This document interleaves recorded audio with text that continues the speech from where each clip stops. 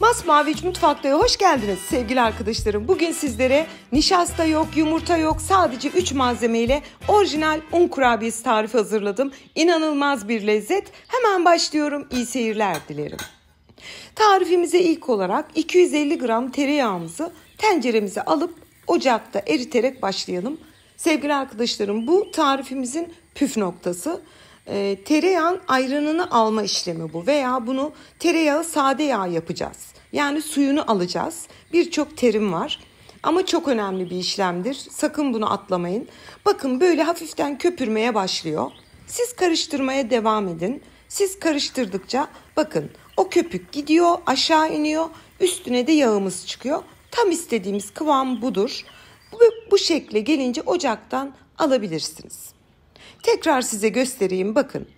Böyle üzerinde berrak bir yağ ve beyazlıklar ayran oluyor. Şimdi çok dikkatlice, yani alta çökmüş olan o beyaz ayran kısmını almadan yavaşça ne diyoruz? Hani süzerek onu bir süzgeçten geçirelim.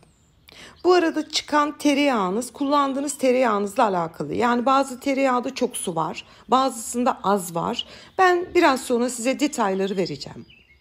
Şimdi benim kullandığım tereyağında bakın sevgili arkadaşlarım, bu kadar sade yağ çıktı. Kenarda da bu ayranı, yani suyunu aldık. Bunu tabii ki dökmeyin, yemeğe kullanabilirsiniz veya ekmeğinize sürebilirsiniz. Bu kadar çıktı, yani oldukça azdı. Bu iyi bir şey aslında. Ve şimdi tereyağımızı buzdolabına donması için alalım. Yaklaşık 1 saat geçti. Ben biraz dolapta soğuttum. Sonra buzluğa attım. Hani çabucak soğutabilmek için 1 saatin sonunda bu kıvama getirmiştim. Hafiften böyle yumuşak, çok da sert değil. Ama siz sabah yapın, akşam yoğurabilirsiniz. Hiç sorun yok. Akşam sade yağınızı yapın, sabah yoğurun. Hiç önemli değil. Benim acelem olduğu için 1 saatte tam yoğurma kıvamındaydı. Şimdi sevgili arkadaşlarım, bu tereyağı mesela farz edelim ki ben erittikten sonra 250 gramı 200 gram sade yağ çıktı. Saf yağ çıktı. Ama sizin tereyağınızda su çok, 180 gram da çıkabilir. Veya çok çok kaliteli bir tereyağınız var, 220 gram da çıkabilir. Unu kontrollü ekleyerek dengeleyeceksiniz. Biraz sonra göstereceğim. Yarım su bardağından çok az fazla gram olarak da ekleyeceğim pudra şekeri. Ve 1 çay kaşığı, şöyle gösteriyorum size, oldukça az. Yani 1 çay kaşığı kadar kabartma tozu. Bunu fazla eklemeyin, gerek yok. Bu zaten çok güzel etki yapıyor. Şimdi kabartma tozu, pudra şekeri ve tereyağımızı güzelce bir spatulamızla karıştıralım. Hani birbirlerine biraz bağlansın. Ve şimdi unumuzu ekleyerek hamurumuzu yoğurmaya başlayalım. Hemen belirtmek isterim, ben 8 yıl önce orijinal un kurabiyesini veren kanalım. Bakmayın, benden sonra binlerce insan yaptım. İsmim hiç geçmiyor. Ne yapsam bilemiyorum sevgili arkadaşlarım. Ama şimdi tekrar hatırlatmak istedim. Çünkü çok aşağılarda kaldı ve son zamanlarda birçok soru geliyordu bu konuyla alakalı. Bakın, yağı ekledim. Selva Hanım, yağ az geldi, hamur toplanmıyor. Korkmayın, hamur toplanıyor. Sadece biraz sabır gerekli. Bakın, ben burayı kesmeden size gösteriyorum. Bakın sevgili arkadaşlarım, ilk yoğurduğumda toplanmayacak diye korkabilirsiniz. Korkmayın. O kadar güzel bir şekilde unu yiyor ki anlatamam. Böyle elinizin altında macun gibi oluyor. Gördüğünüz gibi hiç kesmeden gösterdim. Çünkü 8 yıl önceki tarifimin altında en az 300 kişi yağ az geldi demiş. Sabırlı olun, yoğurmaya devam edin. Bakın, harika bir kıvamı var. Şimdi toplam un miktarı bende 3 su bardağı tam denk düştü. Ama ben ilk başta 2,5 su bardağı ekledim veya 2 ekleyin, kontrollü ekleyin. Bakın, şu yarım su bardağını da böyle serperek ekliyorum. Çünkü hala biraz cıvık.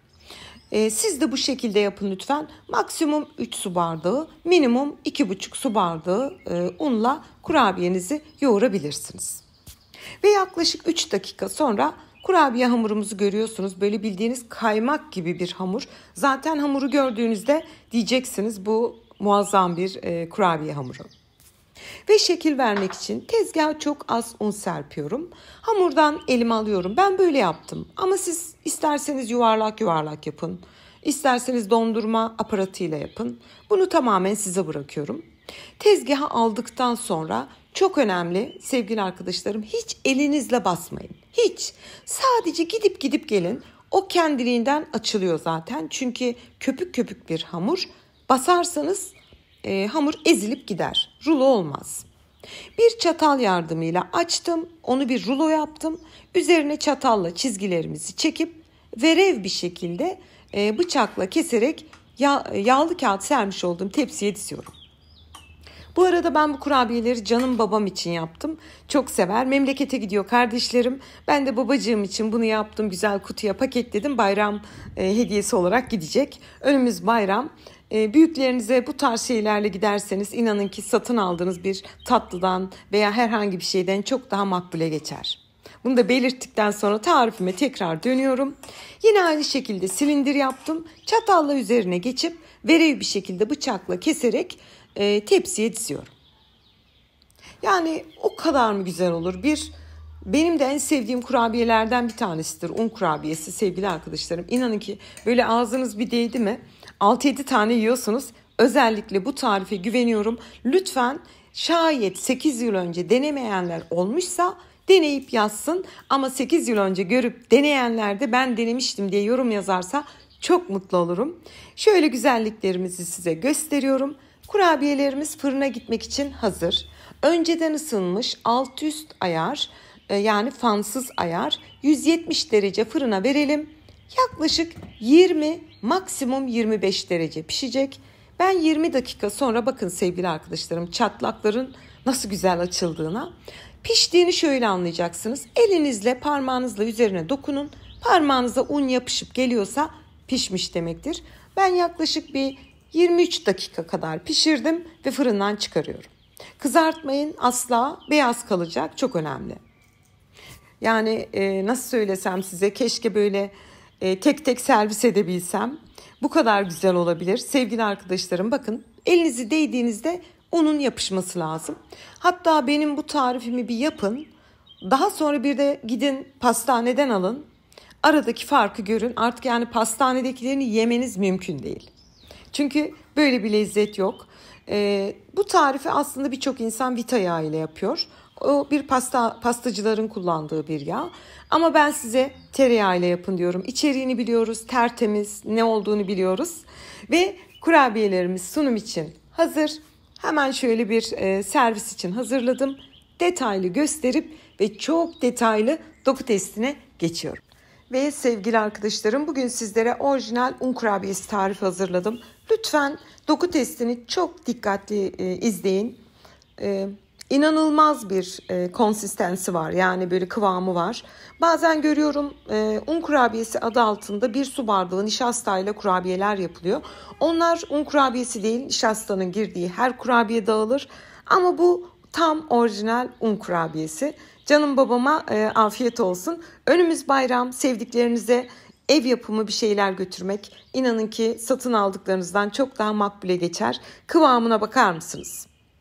Lütfen denediğinizde yorum olarak bildirin. Şimdiden deneyecek tüm izleyicilerime afiyet, bal, şifa olsun diyorum. Yeni tariflerimde görüşmek ümidiyle. Hoşça kalın.